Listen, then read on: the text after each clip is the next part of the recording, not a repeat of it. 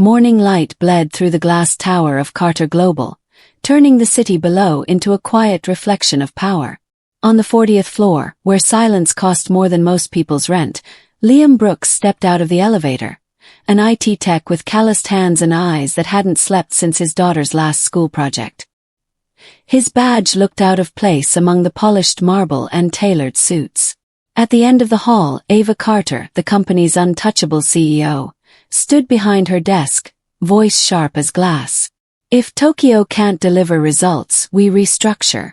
No excuses. Liam cleared his throat. Ms. Carter, I'm here about the system crash. She turned, gaze cutting through him like a scan. Then fix it. But when her dark screen flickered back to life, a private photo appeared. Ava smiling by a lake, sunlight soft on her face, no armor, no power. She froze. You saw it, she said quietly. Then came the question that stopped him cold. Tell me, Mr. Brooks. Do you think I'm beautiful? Like and subscribe to Canada's Heartfelt Tales.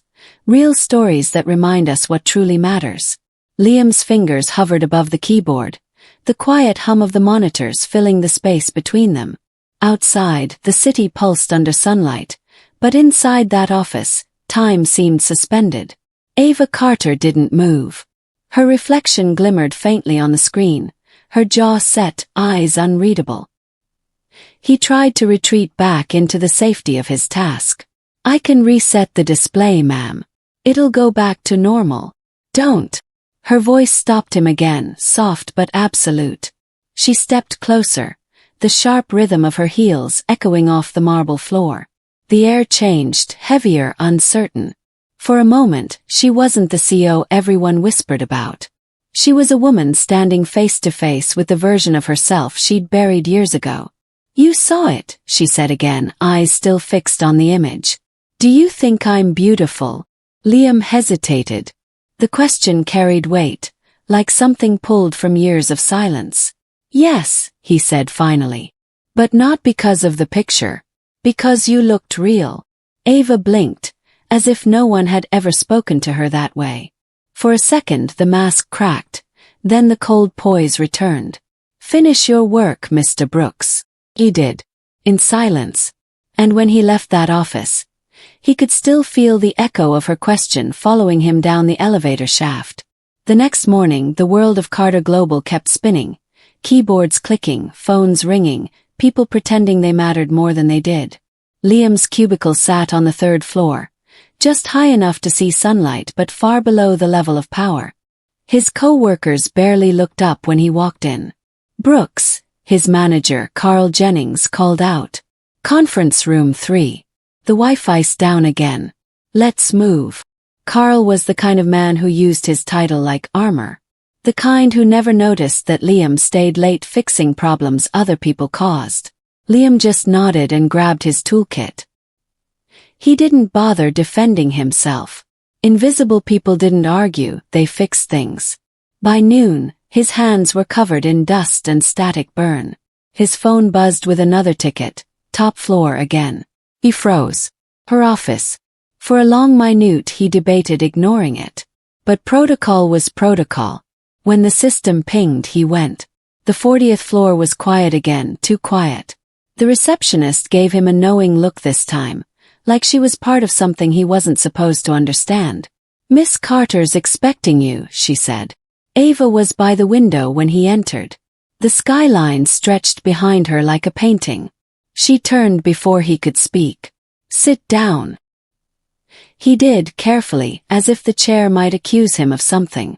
I reviewed your system logs, she said. You didn't breach confidentiality. You didn't even mention what you saw. Why? Liam met her gaze. Because it wasn't mine to talk about. That answer seemed to land somewhere deeper than he intended.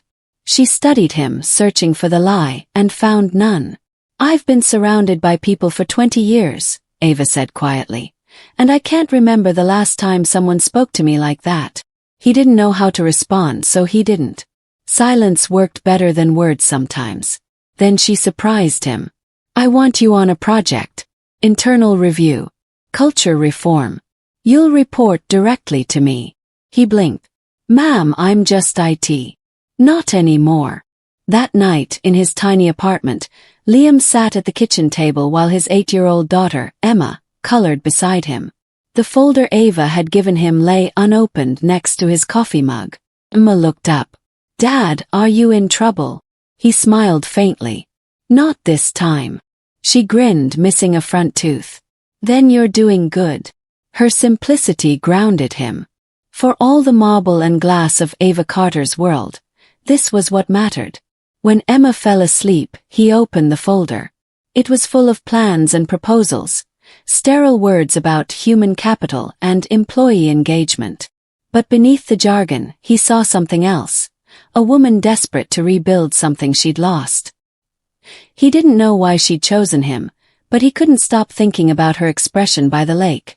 Peaceful, human, alone. Weeks passed. Meetings began. The small team gathered every Monday and Thursday after hours.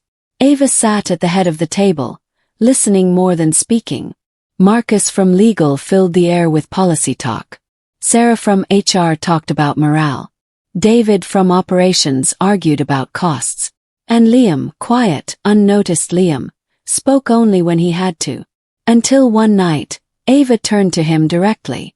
"Mr. Brooks, what's your honest opinion?" He hesitated. "You really want honesty?" "Always." "Then the problem isn't the benefits, or the cafeteria, or the emails. It's that people think you don't care. They think we're just numbers." The room went silent. David laughed dryly. "That's not helpful, Brooks." Ava's eyes snapped toward him. "It's very helpful. Because that's exactly what no one ever says to me." From then on, she looked at Liam differently. Not as an employee, but as someone who saw the cracks no one else would admit were there. Outside the boardroom, whispers spread. The tech guy was meeting with the CEO. Rumors turned into resentment. Carl cornered him near the server room. "You think you're better than the rest of us now? Playing special project with the boss?" "I'm just doing what I was asked to do." "Yeah, sure. Careful, Brooks. People who get noticed up there don't last long down here." Liam didn't answer, but the words stuck. By week 6, the tension on the team had started to show. David complained about idealism. Sarah feared losing control. Marcus warned of legal exposure. And Ava, always calm, began to crack. Her board demanded results. Her investors wanted numbers, not empathy. One night, after a brutal meeting, she lingered in the empty hallway, shoulders low. Liam found her staring at the city lights. "Rough day?" he asked gently. "They think kindness is weakness," she said. "They want me to cut 200 jobs to raise morale metrics." He leaned beside her, quiet for a long moment. "You built this company from nothing, right?" She nodded. "Then maybe it's time to rebuild it again. This time without losing yourself." She looked at him, eyes softening. "You talk like someone who's already lost everything." He smiled faintly. "Maybe I just learned what's worth keeping." The next week brought the first storm. Someone leaked their confidential reports, the ones criticizing management, directly to the board. It triggered an investigation. Fingers pointed. And because he was the outsider, the tech nobody, they blamed Liam first. Security escorted him out mid-afternoon, past desks that suddenly fell silent. Ava was in a meeting when it happened. By the time she heard, he was gone. "Find out who authorized that," she ordered, voice like steel. But inside, something colder twisted, guilt. She'd brought him into her world, and now it was eating him alive. For 2 days, Liam waited for the call that never came.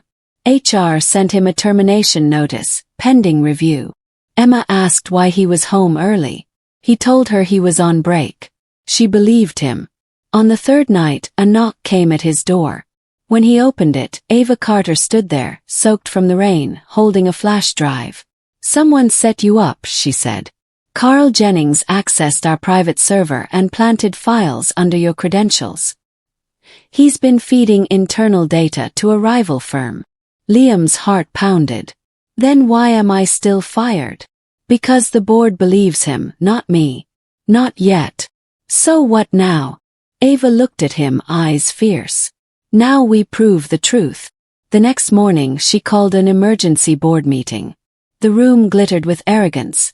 Men and women in designer suits, sipping espresso while deciding other people's futures. Carl sat near the end of the table, smug. Ava entered, composed but electric. Before we begin, she said, I'd like to address the recent security breach. Carl cleared his throat. With respect, Miss Carter, the technician's already been removed. We should focus on recovery. Sit down, Carl. Her tone sliced through the air. Hush fell. She plugged the flash drive into the main screen. This contains 3 months of server activity.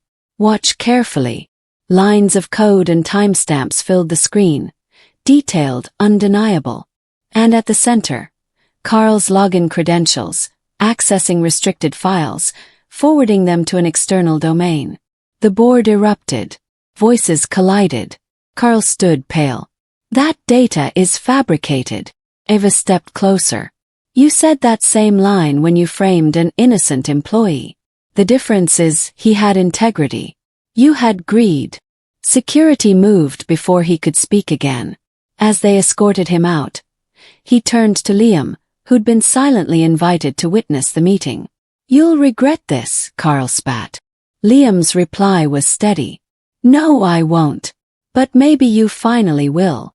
When the doors closed, the room fell still. Ava looked around the table.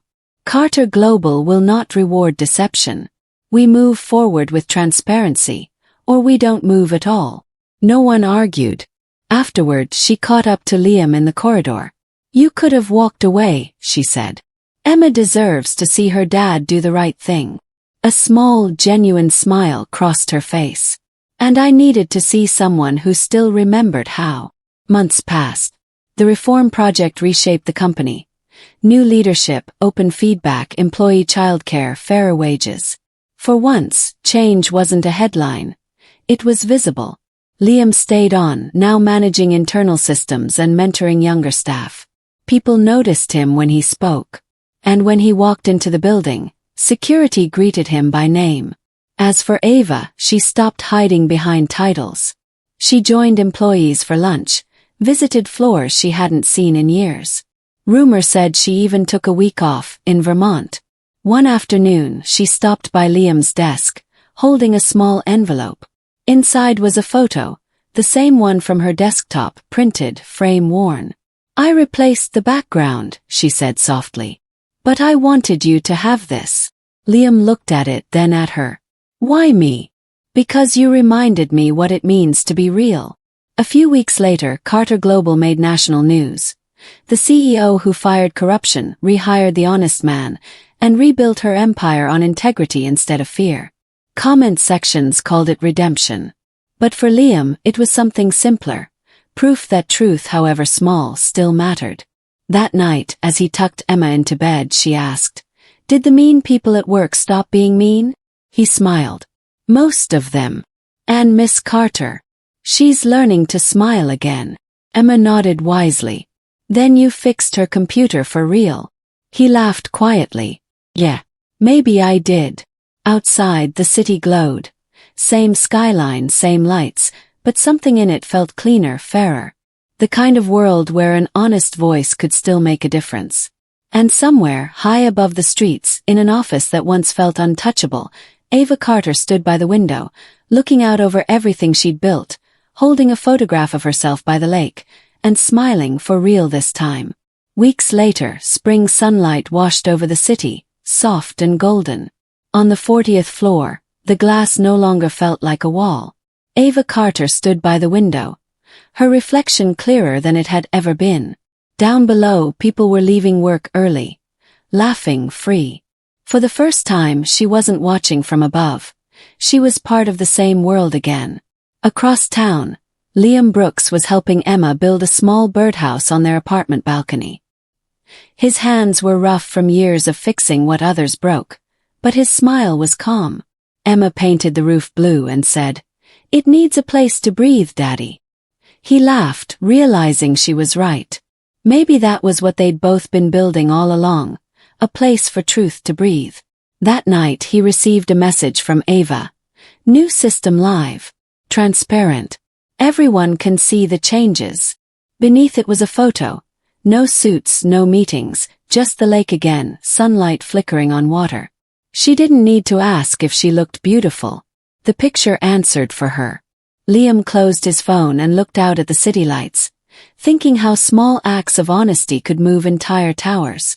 Power hadn't changed him. Truth had anchored him. And somewhere high above, a woman who once commanded fear had learned to lead with grace. Because sometimes the quietest people rewrite the loudest stories. And the truth. It never really needs to shout. If this story touched you, don't forget to like, share, and subscribe to Canada's Heartfelt Tales, where every story reminds us that honesty still has power.